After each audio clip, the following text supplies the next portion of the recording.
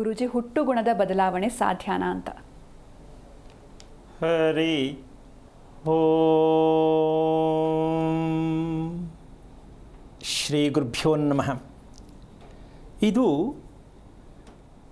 ಪ್ರಶ್ನೆ ಯೋಚನೆ ಮಾಡಬೇಕಾ ಮಾಡಬಾರ್ದಾ ಅಂತಕ್ಕಂಥದ್ದೇ ಸ್ವಲ್ಪ ಅನುಮಾನ ಬರುತ್ತೆ. ಯಾಕೆಂದರೆ ಕೆಲವರು ಬದಲಾವಣೆ ಆಗ್ತಾರೆ, ಆಗಿದ್ದಾರೆ. ಅದಕ್ಕೆ ಕೆಲವೊಂದು ಪುರಾವೆಗಳು, ಸಾಧ್ಯತೆಗಳಿದೆ.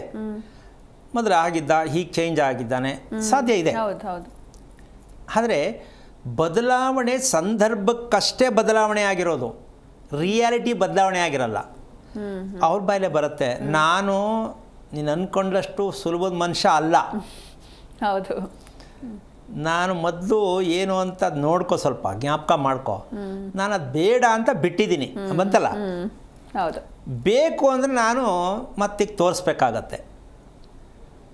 ಇದಕ್ಕೆ ಉದಾಹರಣೆ, ಚಿನ್ನವನ್ನು ಎಷ್ಟು ಸಲ ಬೆಂಕಿಗೆ ಹಾಕಿದ್ರೂ ಚಿನ್ನ ಬದಲಾಗಲ್ಲ. ಹಾಲು ಏನೇ ಬಿಸಿ ಮಾಡಿದ್ರೂ ರುಚಿ ಬದಲಾಗಲ್ಲ.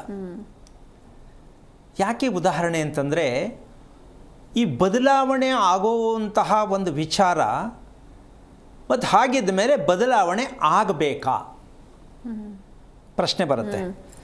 ಬದಲಾವಣೆ ಆಗಲ್ಲ, ಓಕೆ. ಹಾಗಿದ್ಮೇಲೆ ಮನುಷ್ಯ ಬದಲಾವಣೆ ಆಗಬೇಕಾ? ಇದು ನಾವು ತಿಳ್ಕೊಳ್ಬೇಕಾದಂಥ ಅತಿ ಮುಖ್ಯವಾದ ವಿಷಯ.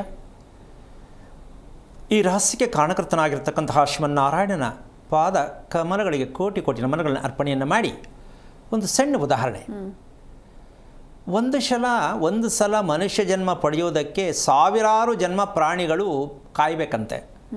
1000 ಜನ್ಮಗಳು ಪ್ರಯತ್ನ ಪಟ್ಟಾಗ ಪ್ರಾಣಿಗಳು ಒಂದು ಸಲ ಮನುಷ್ಯ ಜನ್ಮ ಸಿಗತ್ತಂತೆ.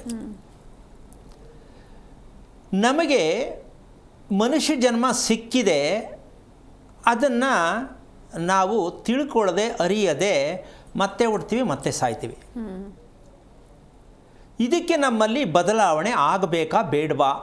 ಬದಲಾವಣೆ ಆದರೆ ಹೇಗೆ ಬದಲಾವಣೆ ಆಗಬೇಕು ಅಂತಕ್ಕಂಥ ಸತ್ಯವನ್ನು ತಿಳ್ಕೊಬೇಕಾಗತ್ತೆ.